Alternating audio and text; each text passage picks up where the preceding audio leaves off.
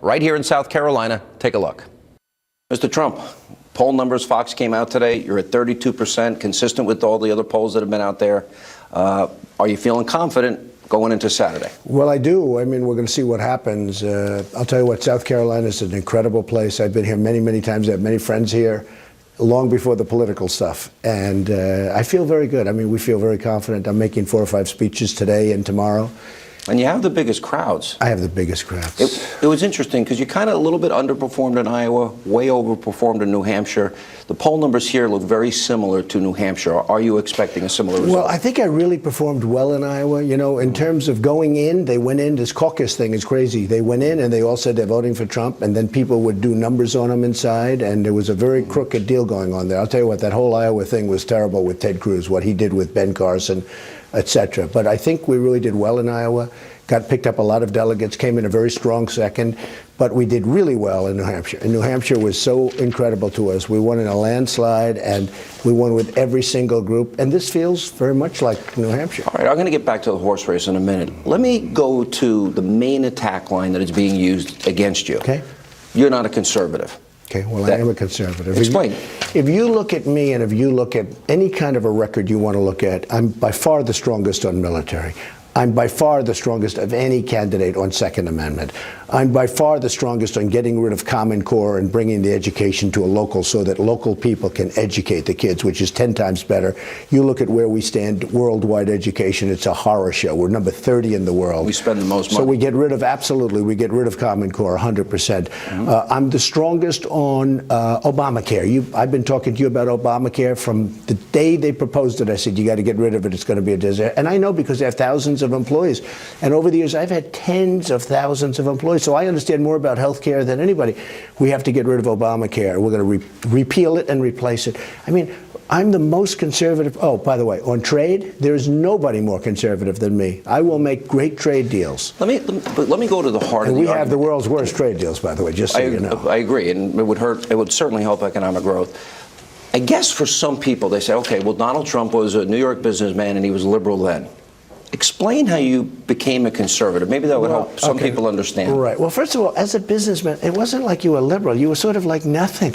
You didn't talk about these things. You didn't talk about pro-choice. You didn't talk about you are in favor or not in favor of abortion. You didn't. I mean, it wasn't like, you know, you're building buildings and you're dealing with contractors and you're dealing with tough people and you're doing things and you're dealing with politicians. But you weren't in the world of politics, and you never were asked. I mean, they talk about pro-choice, which I am not. You know, I've totally evolved on that whole thing. But it was something you never talked about. You didn't talk about borders. You didn't talk about all of these things. Now, on many of these subjects, and on most of these subjects, I think, you know, you mentioned the word conservative. I like to say I'm a conservative with common sense, or I'm a common sense conservative. And it's a term nobody's ever heard before because I just came up with it about 2 days ago. Because some of these things that these people come up with are crazy. But I'm the most conservative when it comes to military, when it comes to the border, when it comes to security. That's why every poll you people do, I come out number one by, not by like 2 points. I come out number one where I'm in the 60s and 70 percentages. And when it comes to security, when it comes to illegal immigration, all of these things, I think I'm the most conservative person there is. So then why the attacks about, well, he used to be? Is it just because that's the only line of attack that they have? Ronald Reagan, okay, so I'm pro-life. Right. Okay, and you know that. You told the story in the first debate. I did, and I told the story, and I don't know if I have to tell the story again now, but I mean, I've seen things, and I'm pro-life. And people know I'm pro-life. But Ronald Reagan, you know, was pro-choice. And Ronald Reagan passed an abortion law in California that was one of the worst in the country. I mean, it was a terrible thing. And he became president, became a great president. But he was actually a somewhat liberal Democrat, and he ended up being a somewhat conservative. Very good. Well, he wasn't very conservative, but he was back there. But more importantly, he ended up being a great president. So you're going to build a wall. That's conservative. Can you balance a budget? Do you believe it's possible? Oh, absolutely. We have $20 trillion in debt. I even like your penny plan. You know, I'm a very sophisticated guy, and I went to the best business school in the world with Wharton, and all of that stuff. I like your penny plan. I mean, and you could do more than a penny. People may not know. The penny plan is, and it's not mine, it was Connie Mack, I got to give him credit, cut a penny out of every dollar every year for 6 years. You balance the budget. You would add. Well, if you had the right people leading your agencies and leading your different groups, you could do that. I mean, Waste, you could fraud, do a and thing abuse. like that, or you could do it quicker. You know, some of these politicians think you can't balance the budget. Some of them think it's going to take 25 years. You've had them on your show where they say, we think over a 25-year period we can get the budget. But now, you know, that's not going to happen. We always get the promise that we're going to get lower spending and higher taxes. You get the taxes, you don't get the spending. You get amnesty, you never get the wall. So Sean, I've seen politicians on your show that you are for, and they're getting ready to go to Washington for the first time, and they're going to get rid of Obamacare, and they're going to do this and that, all these things that you have to do. They're going to balance the budget. Doesn't happen. A year later, you have them in the show, they haven't done anything. Yeah. They talk. Listen, I'm not even sure that they'll hold the line on the position that they've taken on Justice Scalia's Can I tell you what? I replacement. saw it yesterday. So the first is like the Republicans. Don't forget, Obama's a horrible negotiator. Worst deal I've ever seen in Iran. He's a terrible negotiator, except when it comes to the Republicans. And I saw it yesterday, Sean. So Scalia, great guy, dies, right? And the Republicans say, we don't want, and they're all very brave, and we have the right, and we have the Senate, and we're not going to give you any vote. Okay, everything that they're supposed to be saying, they're saying. Then yesterday I heard, there may be some weakening in the Republicans. I saw the knees buckling. No. I saw the same thing. I saw it for the first time. Yeah. In other words, a day goes by, all of a sudden, I'm telling you, these people need a strong leader. Yeah. These people are weak. So let's talk about spending Don't be less. surprised if Spending some less bad is things important happen. to you. You want to eliminate baseline budgeting. Absolutely. Cut Yep. waste, fraud, and abuse. Right. How important is lowering taxes for economic growth? I have my policy, and I have the biggest tax cut there is of all of them. We have a tax cut for the middle class. We have a tax cut for business. Our middle class, we're paying the highest taxes in the world, Sean. We are paying, in this country, the highest taxes in the world. So I have big tax cuts for the middle class. You know, the country has forgotten about the middle class. They really built our country. shrinking. No, they built our country. They're suffering. And they're paying too much tax. We're cutting taxes for the middle class. We're cutting taxes for business. We're cutting tax so we can bring our $2.5 trillion back into the country. Right The now, repatriated money, of the course, trillions it's that are... corporate inversion. I mean, you look at what's going on with corporations where Pfizer is leaving this country. How about where a Chinese company is buying the Chicago Stock Exchange, okay? Well, you saw what happened with the Carrier Is leaving, they're going to Mexico. Into Mexico. And I know how to stop that. So you'll repatriate that, give them an incentive to bring that money back, build manufacturing centers, factories here. We want that $2.5 trillion here. You know, the interesting thing is the Democrats want it to happen and the Republicans want it to happen, but we have no leaders, so they can't. I could sit them in a room there, and within 2 minutes, you'd have that deal worked out. But we have no leader. We have a president that doesn't lead. Everybody wants the money to come back, even the Democrats. But we have no leader to sit them in a room and say, come on, let's get it done. You need a quick signing. I've asked you at least 3 or 4 times about your replacement for Obamacare, and for some reason the press never picks up on your answer. Well, I talk healthcare savings. You know, you look at healthcare savings accounts. You look at getting rid of the lines. I've been talking to you about that a lot. We have to get rid of the lines. In other words, buying across state lines. Absolutely. There's no competition. And you know why? Because all of the politicians that you have on your show all the time are paid off by the insurance companies. That's all. It's very simple. Meaning campaign contributions. Yeah. As much as you like them, they get campaign contributions. I don't give money to any They're of on them. your show. No, I know. They don't get any money. But they're on your show. Yeah. And the truth is, they get tremendous campaign contributions from the insurance companies. They're making a fortune. Obama got taken care of by the insurance companies. Obamacare is a windfall for many insurance companies. Well, it's also forcing young people to buy plans they don't need. Oh, it's sad. And with a healthcare savings account, you can get a high deductible, 100%. catastrophic care, and you're paying 4 times less. It's great. But you have to get rid of the lines so you have competition also. And you can take a portability job to job. Portability is very important. All right. What about, you said education. You would take the entire Department of Education and take the money that we're spending federally on education and give that money to cities and states? Absolutely. And they have, look, and they can do it with real love and with heart. You got to bring education. If we were doing well in education, I'd say fine. We're ranked number 30 in the world. You have China, Denmark, Sweden, Norway. These countries are all the best countries, right? We're ranked number. We pay per pupil so many times more than number 2. Number 2 doesn't even exist. We pay so much more per pupil. Department of Education is a disaster. We have to get rid of Common Core, bring education local. I asked you earlier in the week who you would like to replace or the type of justice you're looking for in the Supreme Court. A lot of people have said, well, you cited your sister, who took a very controversial... I cited my sister jokingly because I had a conflict, obviously. I said, oh, I think my sister, and I did it with a big laugh on my face that I'm having fun. I have a great sister who, by the way, is totally brilliant and a wonderful woman, but I have a conflict. So I said, oh, I'll put my sister. That's the way I did it. I didn't say my sister. My sister wouldn't want it. My sister wouldn't do it. Your two favorite justices on the court now? Well, Scalia was one, and I'll tell you something. I think a man who's so underrated and he's so solid is Justice Thomas. I agree with you. He doesn't get enough credit. He's been a rock just about more than any of them. Did you ever read his book, My Grandfather's Son? I've seen the book. I have not read the book. Really good book. I'll look at it. All right. You talk about... Do you agree with that, though? Yes, I think... He doesn't get enough credit. Very different personality than Scalia. Scalia jokes, makes a lot of comments. Like the opposite personality. Biting dissents and opinions. But he's been a rock. But very solid originalist. So you're looking for an originalist? Yes, I am.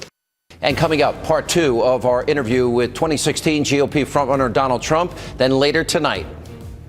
If and when the Vatican is attacked by ISIS, which, as everyone knows, is ISIS's ultimate trophy, I can promise you that the Pope would have only wished and prayed that Donald Trump would have been president. And here's part two of our interview from earlier today with 2016 Republican frontrunner Donald Trump.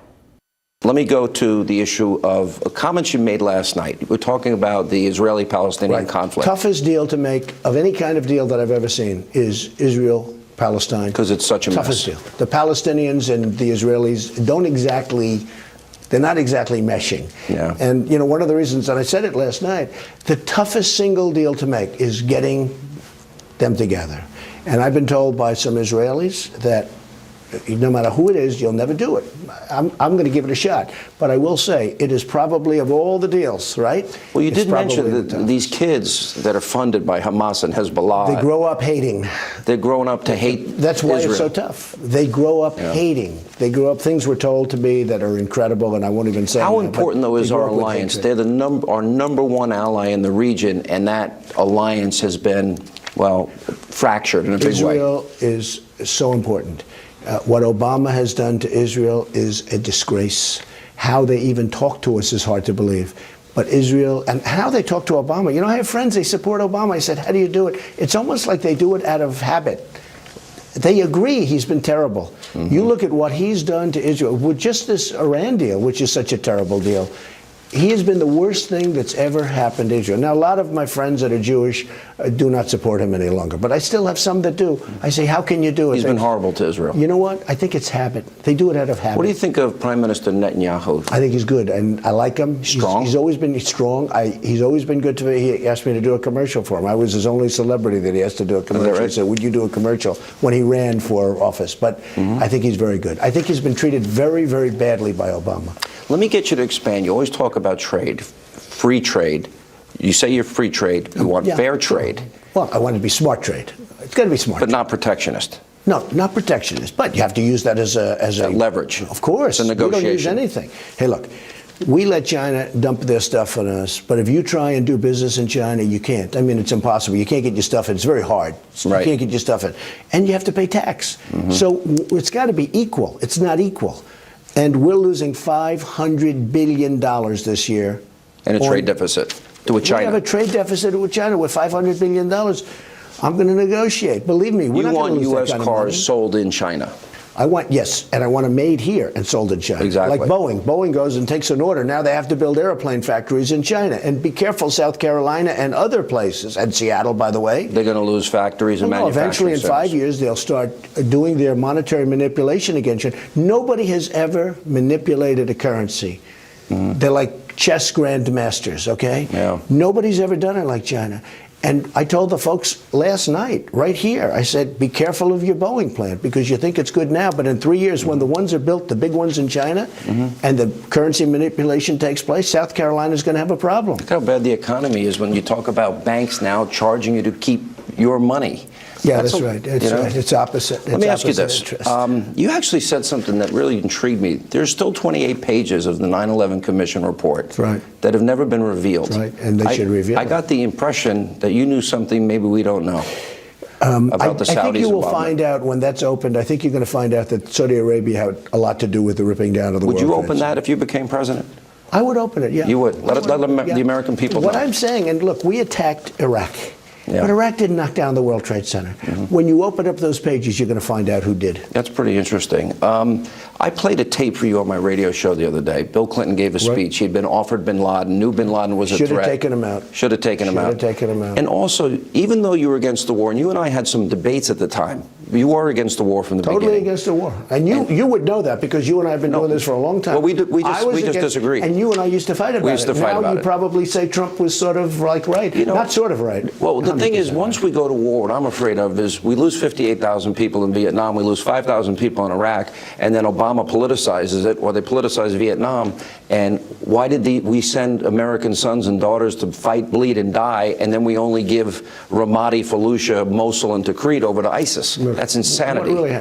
We shouldn't have gone into Iraq because we destabilized the Middle East. Okay, once we're in, you win. The way we got out was horrible. You win, you're right. But the way we got out was horrible, where he announces a date, and now the enemy pulls back. They say, why should we fight? Despite what you hear, they don't want to die. They say, why should we fight? We get out, and the mess starts. But we should have left troops. I didn't want to go in, but we should have left troops there. And sustain the victories we had. We should have done something. And I do agree with you about keeping the oil and giving the money to the military. I've been saying it for 4 years. Why are we paying the cost? Now ISIS is so rich, and also paying the cost for all of these armies that we're supporting. I mean, Saudi Arabia, so rich, making $1 billion a day before the oil went down, so now they're making half, right? I was glad to hear you say the other day, there were only 3 people that were waterboarded totally. One was Khalid Sheikh Mohammed, who gave the information about the courier that led to bin Laden. Right. Unknown story, it seems, by a lot of people. And I always use the analogy, if you saw your child getting kidnapped by 3 people and you tackled one of the 3 and 2 people got away with your child, what wouldn't you do to get the information? You said you would go further. Explain. This came up with Ted Cruz. They asked him a question about waterboarding.